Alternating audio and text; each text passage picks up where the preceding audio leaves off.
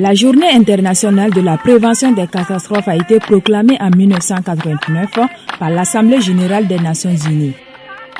Cette journée donc tire son essence du cadre d'action de Yogo, donc la journée internationale de la prévention des catastrophes, qui consacre la journée du 12 octobre pour essayer de sensibiliser et les populations, et les gouvernements, et les leaders locaux à la prévention des catastrophes. Au Burkina Faso, c'est le village de Wapassi, dans la région du centre-nord, qui a été choisi par les ONG, membres du réseau Act Alliance, pour célébrer la journée. Wapassi a été choisi au moment des inondations de 2010. En 2010, il y a eu des inondations, il y a eu des pluies très fortes. Et suite à ces pluies très fortes, il y a plusieurs villages dans cette région qui ont été presque disparus, où il y avait beaucoup de gens victimes. Alors suite à ces inondations, Christian Aid est venu avec un appui. Suite à cet appui, il y a eu l'Union européenne qui a aussi vu que la situation est très sérieuse. Ils ont donné des financements.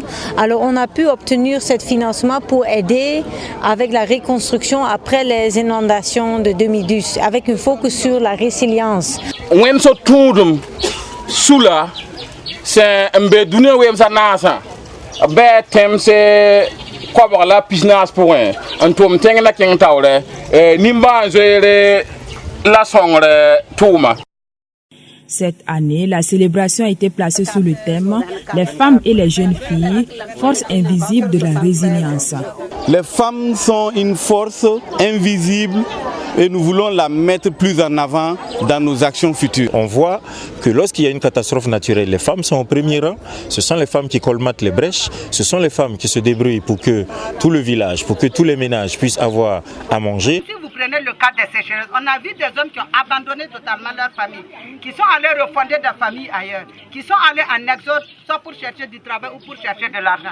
La femme, elle peut aller nulle part. Elle est là avec les enfants.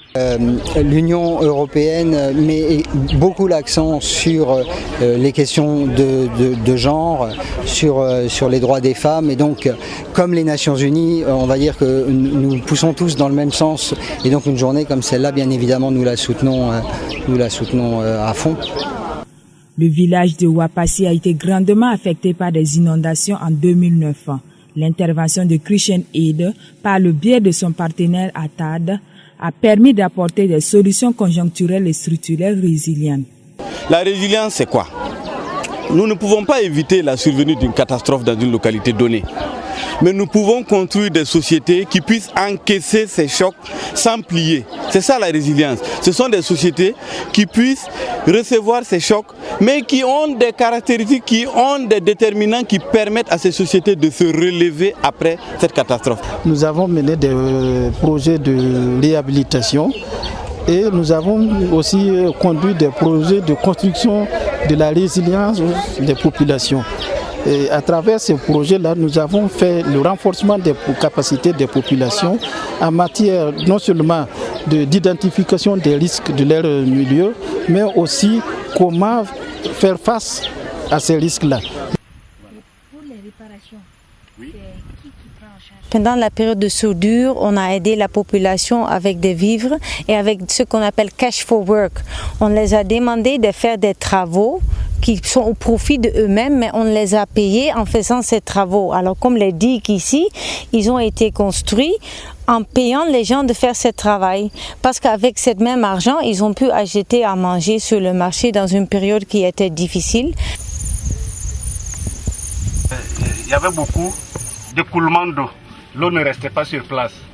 Donc quand on a eu cet appui, ça nous a motivés à orienter l'activité sur les cordons pierreux et déjà le résultat est visible. Et dans le développement de ces solutions résilientes, les femmes ont joué un rôle majeur. Pour les activités initiées au niveau village, elles se sont beaucoup impliquées du début jusqu'à la fin.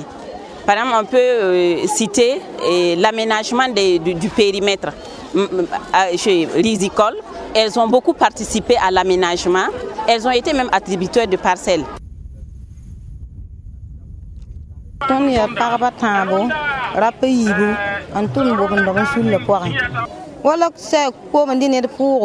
biko ma sam ner zaka biko da biya buto to san sam ner kodo sa je ka ka ya ngo to ton bala ton yikre men ton dit no ton taba an to ngese jining san sama bi jining san shiri bon wisara ti ton yita ta ngulse an talan to ngwini tianga taw damba.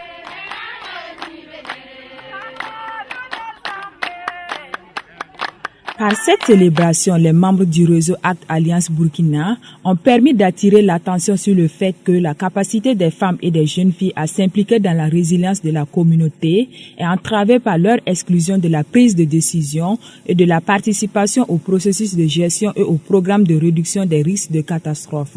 D'où l'appel à dépasser la perception traditionnelle des femmes et des jeunes filles considérées comme des victimes, à célébrer la contribution apportée par les femmes et les jeunes filles avant, pendant et après les catastrophes, à présenter des preuves d'action et d'initiative à l'actif des femmes et des jeunes filles.